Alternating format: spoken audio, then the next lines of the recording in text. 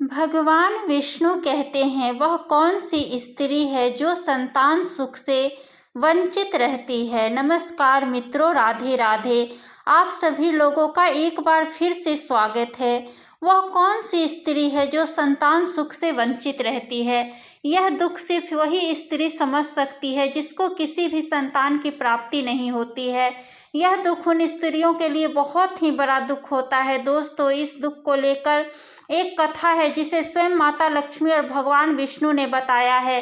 तो चलिए हम इस कथा को सुनते हैं। एक बार की बात है, लक्ष्मी माता जी ने भगवान श्री हरि विष्णु से कहा कि हे स्वामी, आज मेरे मन में 3 प्रश्न पूछने की इच्छा हो रही है। हे प्रभु, यदि आप मेरे मन में उठ रहे इन तीनों प्रश्नों का निवारण कर दे तो मैं पृथ्वी लोक पर जो माएँ अपने संतान सुख से वंचित रहती है उनकी गोद भर सकूं। तब भगवान विष्णु कहते हैं, देवी लक्ष्मी, आखिरकार तुम्हारे वह 3 प्रश्न कौन से हैं। तब माता लक्ष्मी बोलती है, हे प्रभु, मेरा पहला प्रश्न है कि वह कौन सी स्त्री होती है जो संतान सुख से वंचित रहती है। मेरा दूसरा प्रश्न वह है कि कौन सी स्त्री समय से पहले विधवा होती है। और मेरा तीसरा प्रश्न आपसे यह कि कौन सा श्रृंगार करने पर स्त्री को स्वर्ग में स्थान मिलता है। मित्रों, तब भगवान हरि विष्णु मुस्कुराते हुए कहते हैं, हे लक्ष्मी, यह तीनों प्रश्न बहुत ही महत्वपूर्ण है। जो भी व्यक्ति इन प्रश्नों को जान लेता है उसके जीवन में सुख ही सुख हो जाता है। भगवान विष्णु कहते हैं, हे देवी लक्ष्मी, लेकिन मैं तुम्हारे इन प्रश्नों के उत्तर एक कथा के माध्यम से दूंगा। इस कथा के द्वारा तुम अपने प्रश्नों के उत्तर ठीक तरह से जान पाओगी, परंतु जब तक मैं इस कथा को सुनाऊंगा तब तक तुम्हें इस कथा को ध्यान से सुनना है। तब माँ लक्ष्मी कहने लगी, हे प्रभु, मैं वचन देती हूँ कि मैं इस कथा को अपनी पूरी श्रद्धा से सुनूंगी। आप चिंतन न करें, आप कृपया इस कथा को प्रारंभ करें। मित्रों, आप सभी भी इस कथा को पूरा सुने। इसे आधा अधूरा सुनना पाप माना गया है। भगवान विष्णु कहते हैं, हे देवी लक्ष्मी, अमरपुर नाम का एक छोटा सा गांव था। उस गांव में एक साहूकार रहता था।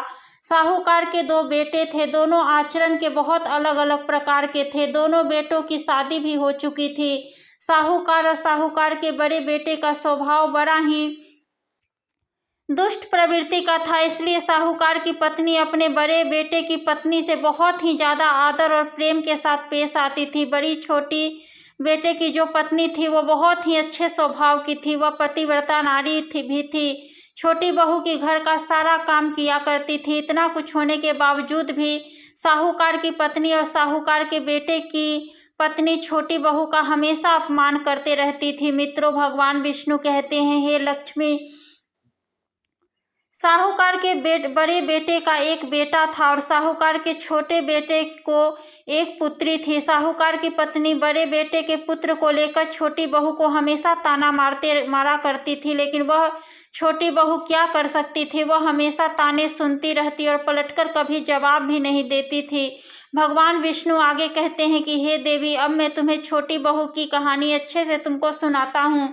इस कहानी को सुनकर तुम्हें तुम्हारे पहले प्रश्न का उत्तर मिल जाएगा। मित्रों, भगवान विष्णु कहते हैं कि तुम्हारा पहला प्रश्न था कि वो कौन सी स्त्री होती है जिसको संतान का सुख नहीं मिलता। तब भगवान विष्णु कहते हैं कि उस साहूकार की जो पत्नी थी वह पहले से ही बहुत ही दुष्ट स्वभाव की थी। उसके कुटिल और दुष्ट स्वभाव से उसके घर वाले बहुत ही परेशान थे, परंतु वह किसी को कुछ कह नहीं पाते क्योंकि सब उसे पलट के जवाब देते थे। तब उसने अपनी सीधी सादी छोटी बहू को कुछ ज़्यादा ही परेशान करना शुरू कर दिया। उस छोटी बहू को सताने में उसको बहुत ही ज़्यादा आनंद आता था। छोटे बेटे की पत्नी का नाम सावित्री था। बेचारी सावित्री सुबह उठकर घर के काम में लग जाती थी। इतना करने के बावजूद भी सावित्री के साहूकार की पत्नी की नज़र में कामचोर बन के खटकती रहती थी। एक दिन की बात है, सावित्री घर में झाड़ू लगा रही थी। तभी उस साहूकार की पत्नी ने आकर के कहा, तेरे हाथ में जान नहीं है क्या? जल्दी जल्दी झाड़ू लगा और देख, मैं अभी मंदिर जा रही हूँ। मेरे मंदिर से लौटने से पहले घर का भोजन बन जाना चाहिए। मैं मंदिर से आते ही उस भोजन को खाऊंगी। और हाँ, साथ ही यह भी याद रखना कि अन्न का एक दाना भी बर्बाद नहीं होना चाहिए। बेचारी सावित्री कर भी क्या सकती थी। वह अपनी सास की बातें सुनती रही और जैसे ही उसकी सास चली गई तो सास के जाते ही सावित्री झाड़ू लगाकर खाना बनाने लगी। जब सावित्री खाना बना रही थी तो खाना बनाते बनाते वह सोच रही थी कि मैं इतना काम भी करती हूँ, लेकिन इतना काम करने के बाद भी एक पल के लिए भी चैन की सांस नहीं ले पाती हूँ, और मेरी वो एक सास है जो मेरे हर काम में गलती निकालती ही रहती है। सावित्री यह सब सोच ही रही थी कि उसे दरवाज़ा खटखटाने की आवाज़ आई। उसने सोचा कि अभी तो भोजन तैयार ही नहीं हुआ है, लगता है कि मेरी सास मंदिर से आज जल्दी ही वापस लौट आई है। फिर सावित्री ने दरवाज़ा खोला तो उसने देखा कि दरवाजे पर एक संत महात्मा खड़े हैं। दर्शकों, भगवान विष्णु आगे कहते हैं, हे देवी लक्ष्मी। वह साधु महाराज सावित्री से कहते हैं कि तेरा सुहाग अमर रहे, अगर मुझे कुछ भोजन करा दे, मुझे बहुत ही तेज से भूख लगी है। सावित्री बहुत ही सुशील और संस्कारी बहू थी। उसने सोचा कि मैं इन संत महाराज को भोजन करा तो दूँ, लेकिन मेरी सास आ गई तो मुसीबत में आ जाऊंगी। सावित्री ने फिर कुछ देर तक विचार किया। इसके बाद उसने उस संत को भोजन कराने के लिए अंदर आने को कहा। उसी समय सावित्री मन में सोच रही थी कि डरना कैसा, अगर मेरी सास आ भी गई तो मुझसे कुछ कहेगी तो मैं उनसे कह दूंगी कि मैंने अपने हिस्से का भोजन इन महात्मा को दिया है। भगवान विष्णु आगे कहते हैं कि हे लक्ष्मी। फिर ऐसा सोचकर सावित्री उन महात्मा को अतिथि धर्म का पालन करते हुए उस साधु को भोजन करा ही रही थी कि तभी सावित्री की सास आ गई, और उस संत को घर के अंदर भोजन करता हुआ देखकर सास का गुस्सा 7वें आसमान पे चढ़ गया, और वह उस संत महात्मा से कहने लगी कि यहाँ किसी तरह का भंडारा या दावत नहीं चल रहा है जो कोई राह में चल रहे भिखमंगों को खाना खिला रही हो। सावित्री ने अपनी सास को बहुत रोका, लेकिन उस दुष्ट स्त्री ने उस संत को धक्के मारकर भगा दिया। वह संत जिस थाली में खाना खा रहा था उसका खाना उठाकर फेंक दिया। उसका क्रोध अब सावित्री पर टूटा तो उसने कहा कि अरे दुष्ट औरत, मैंने तुझको कहा था कि मेरे आने तक अन्न का एक टुकड़ा भी बर्बाद होने न पाए, लेकिन तूने यह क्या किया, तूने इतना सारा भोजन उस भिखमंगे के संत को दे दिया। मित्रों, भगवान विष्णु कहते हैं, हे देवी लक्ष्मी। फिर सावित्री बोली, सासू माँ, मैंने सन्यासी को अपना भोजन दिया है, इसमें आखिर इतना गुस्सा होने वाली कौन सी बात है। घर पर आए हुए मेहमानों को खाली हाथ कभी नहीं जाने देना चाहिए। भगवान विष्णु कहते हैं, हे देवी। इस प्रकार सास और बहू की आपस में तकरार चलती रही। अंत में उसकी सास ने अपनी बहू सावित्री को भी धक्के मार करके बाहर निकाल दिया। अब वह रोती रही और दरवाज़ा पीटती रही। उसकी सास का दिल पत्थर जैसा हो गया था। अब सावित्री के पास एक ही रास्ता बचा था कि वह अपने मायके के वापस लौट जाए। मित्रों, भगवान विष्णु कहते हैं कि हे देवी। इस प्रकार सावित्री अपने मैके की ओर जाने लगी। रास्ते में एक घना जंगल पड़ता था। उस सावित्री को भूख प्यास से तड़पते हुए अपने मायके की तरफ जाने लगी। तभी अचानक से बादल गरजने लगे और देखते ही देखते मूसलाधार बारिश होने लगी। भगवान विष्णु कहते हैं, हे देवी। सावित्री ने बारिश से बचने के लिए एक पेड़ की शरण ली। हवा का वेग इतना तेज था कि उसका बचना मुश्किल हो गया था। उसी पेड़ की जड़ में एक कोटर बना हुआ था। सावित्री यह सोचकर अंदर जाने लगी कि बारिश निकलने के बाद वापस बाहर चली आएगी। बाहर वर्षा हो रही है और वह कोटर में छिपकर बारिश खत्म होने तक समय बिता सकती थी। भगवान विष्णु कहते हैं, हे देवी लक्ष्मी। सावित्री जब उस कोटर में घुसी तो उस कोटर के अंदर एक साधु प्रकट हो गए और उन्होंने कहा कि बेटी, मुझे मालूम है कि तुम्हारे सास ससुर दुष्ट प्रवृत्ति के हैं और तुम्हें रोज ताना मारते हैं क्योंकि तुम्हारी जेठानी को पुत्र की प्राप्ति हो गई है और तुम्हें अभी तक पुत्र की प्राप्ति नहीं हुई है। इसीलिए तुम चिंता मत करो, मैं तुम्हें एक किताब देता हूँ। इस किताब में जो उपाय लिखे हैं, इन मंत्रों को अगर आप पूरी निष्ठा से करना, उसके बाद फिर तुम्हें एक गुणवान पुत्र की प्राप्ति होगी। इस प्रकार वह महात्मा सावित्री को किताब देकर अंतर्ध्यान हो गए। वर्षा भी बंद हो गई थी तो सावित्री का पति उसे ढूंढता हुआ उसके पास पहुंच गया। सावित्री और उसका पति ससुराल नहीं गए, वह उसी जंगल में कुटिया बनाकर रहने लगे। दोस्तों, भगवान विष्णु कहते हैं, हे लक्ष्मी। एक दिन की बात है, सावित्री को पुत्र का ख्याल आया कि यदि मेरे पास एक पुत्र होता तो मेरे ससुराल में मेरी भी इज्जत होती। सावित्री ऐसा सोच ही रही थी कि उसे साधु की दी हुई किताब की याद आ गई। सावित्री ने पुत्र प्राप्ति के लिए उस किताब को पढ़ा तो उस किताब में लिखा था कि स्त्री को पुत्र प्राप्ति के लिए रात्रि में पुरुष के दाएं ओर सोना चाहिए। इतना करने के बाद कुछ समय में बाईं करवट लेने से नाक का दायां स्वर और दाहिनी करवट लेटने से नाक का बायां स्वर चलने लगता है।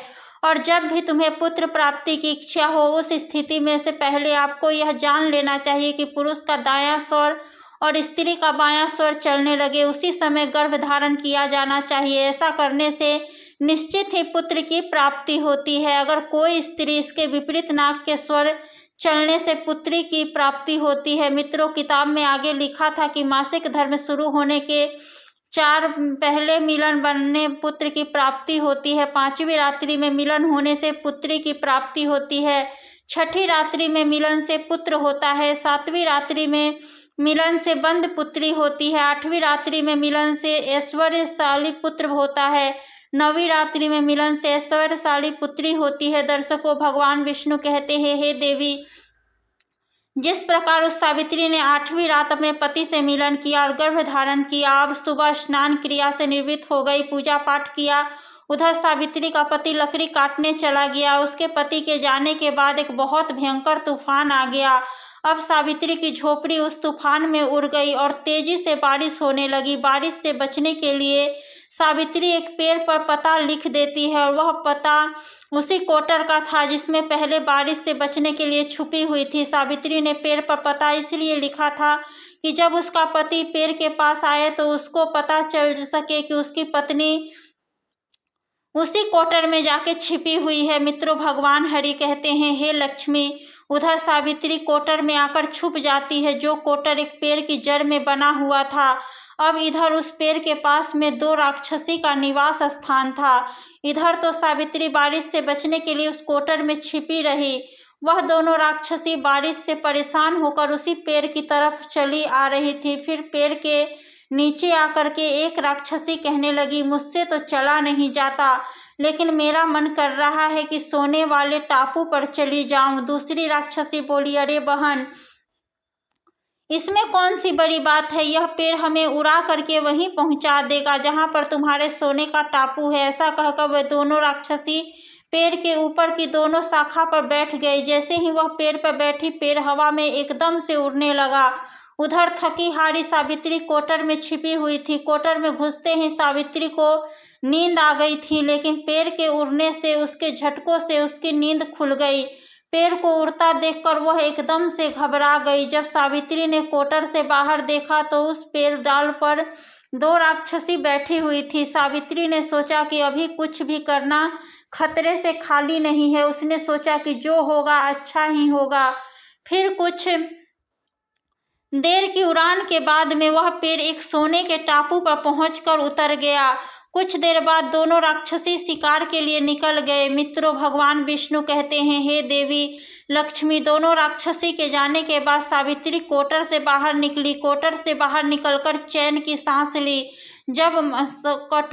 जब उसने सोना टापू पर फैला रेत को देखा तो वह शंका में पड़ गई। उसने देखा कि रेत तो चमचमा रही है। जैसे ही रेत को हाथ में उठाया, देखा तो वह एकदम से चिल्लाने लगी, अरे यह तो सोने की रेत है। उसने अपनी साड़ी के पल्लू में जितना हो सका उतना रेत बांध ली और पुनः आकर के उसी कोटर में छिप गई। तभी दोनों राक्षसी पेड़ पर वापस आ गई। उन दोनों राक्षसी में से एक राक्षसी कहती है कि आज इतना भोजन करके मन तृप्त हो गया, हम लोग वापस लौट चलते हैं जहाँ से हम लोग आए हैं।